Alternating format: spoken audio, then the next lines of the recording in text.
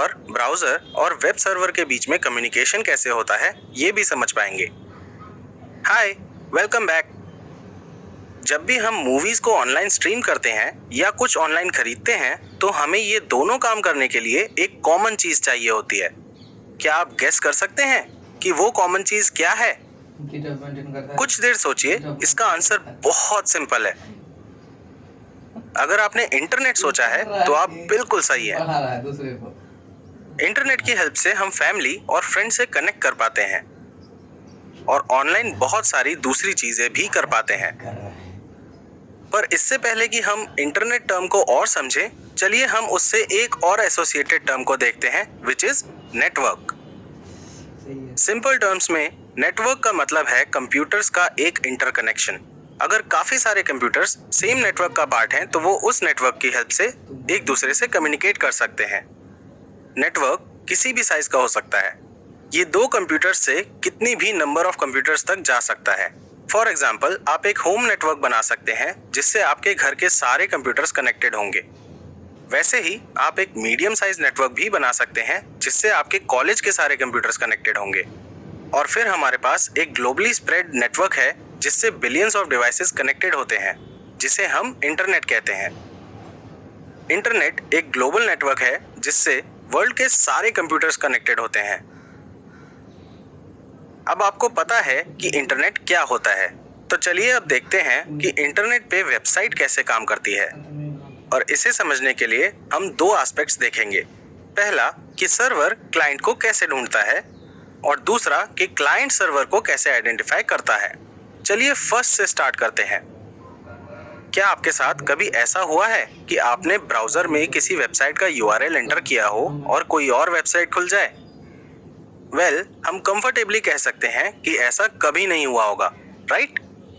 तो अब interesting question ये है कि इंटरनेट पर मिलियंस ऑफ वेबसाइट हैं और मिलियंस ऑफ यूजर्स उन्हें एक्सेस करने की कोशिश कर रहे होते हैं, पर फिर भी कभी मिक्सअप क्यों नहीं होता है? ऐसा इसलिए होता है क्योंकि हर वो डिवाइस जो इंटरनेट से कनेक्टेड होती है उसका एक यूनिक एड्रेस होता है जिसे आईपी एड्रेस कहते हैं। आईपी एड्रेस कुछ ऐसा दिखता है जिसमें 0 to 255 के बीच के 4 नंबर्स डॉट से कंबाइंड होते हैं।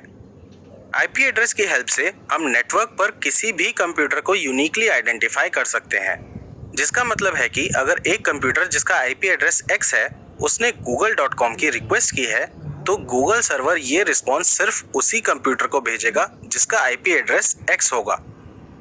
अब इस एग्जांपल के सेकंड एस्पेक्ट को डिस्कस करते हैं, जो है कि एक कंप्यूटर जिसका एड्रेस X है वो एक वेब सर्वर को जैसे गूगल को कैसे आइडेंटिफाई करता है। और ये समझने के लिए हम पहले वेब सर्वर और होस्ट के बारे में समझेंगे।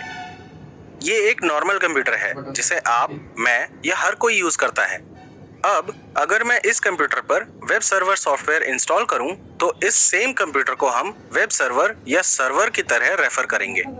जब ये वेब सर्वर कंप्यूटर पर इंस्टॉल हो जाता है तो कंप्यूटर इसकी हेल्प से वेबसाइट होस्ट करता है। फॉर एग्जाम्पल, इमेजिन करिए कि गूगल को ये कंप्यूटर यूज करके अपनी वेबसाइट होस्ट करनी है। अब क्योंकि मेरे कंप्यूटर पर वेब सर्वर इंस्टॉल्ड है तो मैं गूगल की वेबसाइट को ऑनलाइन डाल सकता हूँ या फिर उसे होस्ट भी कर सकता हूँ जिसे दूसरे यूजर्स इंटरनेट पे एक्सेस कर पाएंगे।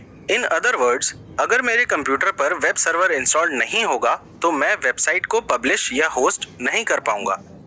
होस्टिंग से रिलेटेड कुछ और टेक्निकल चीजें और एस्पेक्ट्स होते हैं, पर हम उन्हें डिटेल में नहीं देखेंगे because they are beyond the scope of this training. तो हम कह सकते हैं कि जब हम कंप्यूटर पर वेब सर्वर इंस्टॉल करते हैं तो हम कंप्यूटर को एज अ सर्वर या वेब सर्वर या फिर एज अ होस्ट रेफर करते हैं। हम पूरी ट्रेनिंग में इसे एज अ सर्वर रेफर करेंगे। आप नोट करिए कि इंटरनेट पर जो भी वेबसाइट्स एग्जिस्ट करती हैं उन सबका अपना सर्वर होता है।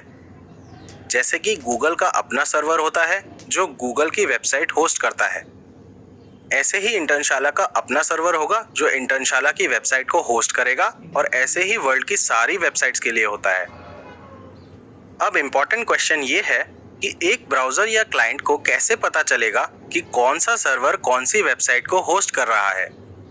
जैसे अगर हमें google.com खोलनी है तो रिक्वेस्ट सिर्फ गूगल के वेब सर्वर पर जाएगी और इंटर्नशाला के वेब सर्वर पर नहीं।